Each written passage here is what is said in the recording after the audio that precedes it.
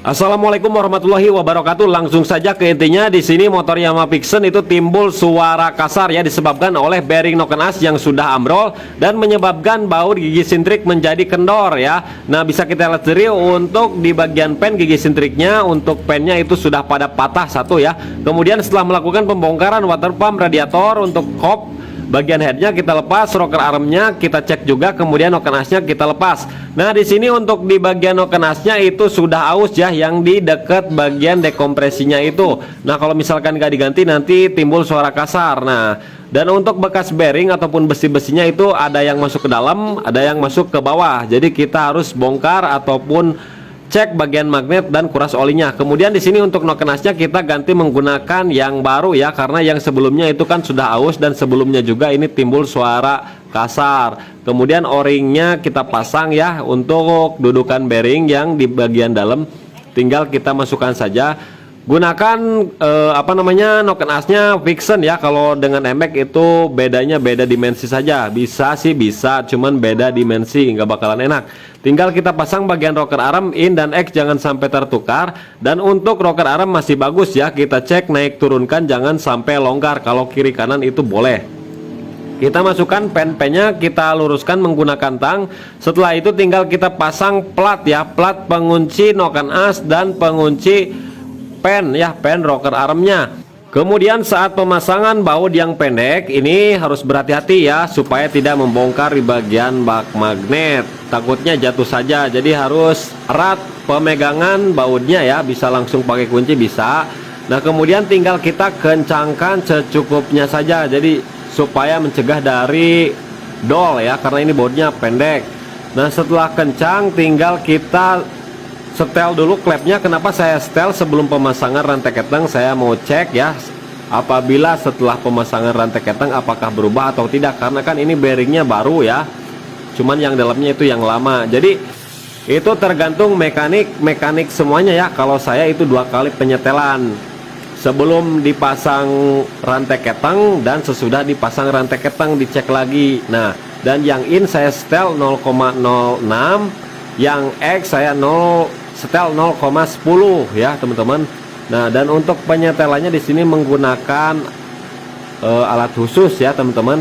Bisa pakai kunci 8 ring ataupun L untuk penahan bautnya itu ya. Namun supaya lebih mudah pakai alat khusus aja seperti ini. Nah, boleh saja setelah dipasang rantai ketang boleh, namun ini cara saya ya. Jadi mau ditiru silahkan, nggak ditiru juga tidak apa-apa. Kalau saya seperti itu ya proses penyetelannya. Jadi jangan sampai salah paham dulu, karena saya 2 kali penyetelan. Saya mau melihat ketika setelah dipasang rantai ketang apakah berubah atau tidak untuk setelannya. Seperti itu saja ya. Nah, proses penyetelannya lumayan sempit ya teman-teman, tapi mudah ya, cuman sempit aja posisinya. Jadi kita gunakan kuncinya yang agak sedikit pendek ya. Nah, seperti ini yang pendek. Kalau misalkan terlalu tinggi ataupun besar itu nggak bisa masuk ya, susah. Nah, dua-duanya kita setel ya, keempat klepnya celahnya kita setel. Nah, setelah itu kita langsung proses pemasangan rantai keteng. Kita lihat titik topnya di bagian magnet ya, garisnya harus sejajar dengan coakannya. Kemudian pasang gigi sintrik. Garisnya itu menghadap ke atas ke coakan bagian head. Kita pasang dulu untuk itu ADS-nya ya di noken as. Sebelum pasang gigi sintrik pasang dulu ADS-nya. Setelah terpasang baru pasang gigi sintrik. Nah, kita paskan seperti ini. ADS-nya harus pas dengan coakan yang ada di gigi sintrik yang main itu ya. Kemudian bosnya harus pas di tengah-tengah. Nah, seperti ini. Nah, dan kalau misalkan saat pemasangan seperti ini kurang lurus garisnya, teman-teman sediakan obeng min ya, supaya lebih mudah saat pergeseran rantai ketengnya. Nah, setelah masuk seperti ini tinggal kita pasang bautnya dulu ya. Nah, bautnya seperti ini. Nah, jangan dulu dikencangkan karena untuk penekan tensionernya belum dipasang. Meskipun tidak dicabut juga tidak apa-apa ya, namun di sini dicabut. Nah, untuk pengecekan Kemudian tinggal kita pasang plat untuk dudukan kabel kopling dan bautnya, kemudian ada packing sengnya dan posisinya jangan terbalik ya. Nah, kita kencangkan menggunakan kunci ring pas 8 yang kecil seperti ini supaya lebih mudah proses pengencangannya karena rada sempit di dalamnya. Nah, setelah kencang semua tinggal kita putar ke kiri menggunakan obeng min yang pendek supaya penekan ketengnya menekan otomatis.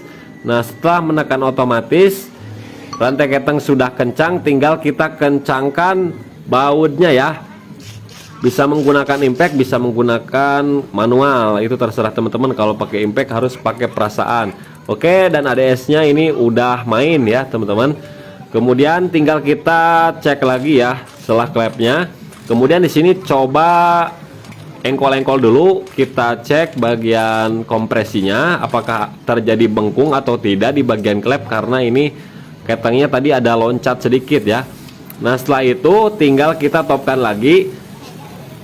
Topkan ya. Kemudian kita cek lagi celah klepnya apakah terjadi perubahan yang signifikan atau tidak. Nah, biasanya setelah kita pasang rantai ketengnya itu ada sedikit rapat ya, yang tadinya 0,10 menjadi 0,9 seperti itu ya, 0,09. Jadi turunnya satu strip lah ya. Nah, di sini untuk celah klepnya masih utuh ya teman-teman karena bearingnya baru, jadi tidak ada perubahan. Nah, di sini sudah pas, yang X 0,10, yang in 0,06. Nah, dan untuk ukurannya setiap mekanik itu berbeda-beda ya, tapi standarnya yang in itu 0,08, yang X 0,010. Jadi ada batas toleransinya, yang in bisa dari 0,05 sampai 0,10, yang X bisa dari 0,10 sampai 0,15. Itu tergantung kita ya. Supaya lebih adem, jadi saya setel di 0,06 yang in, yang X 0,15. Kemudian tinggal kita hidupkan seperti ini dulu ya, hidupkan sambil kita cek olinya yang naik, kemudian sambil kita dengar ya suaranya apakah kasar atau tidak. Kalau misalkan kasar bisa kita setel lagi ya. Nah, jadi seperti itulah, kita hidupkan dulu. Setelah oke, suaranya adem, tinggal kita pasang bagian tutupnya, o-ringnya dipasang.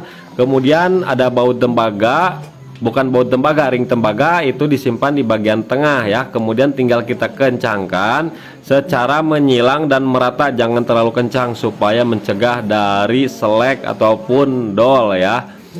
Nah, setelah itu baru kita pasang bagian water pumpnya. Sebelum pemasangan water pump kita kasih gemuk ya di bagian bearingnya ini supaya tidak timbul suara mendecit ataupun ada hembusan nyung.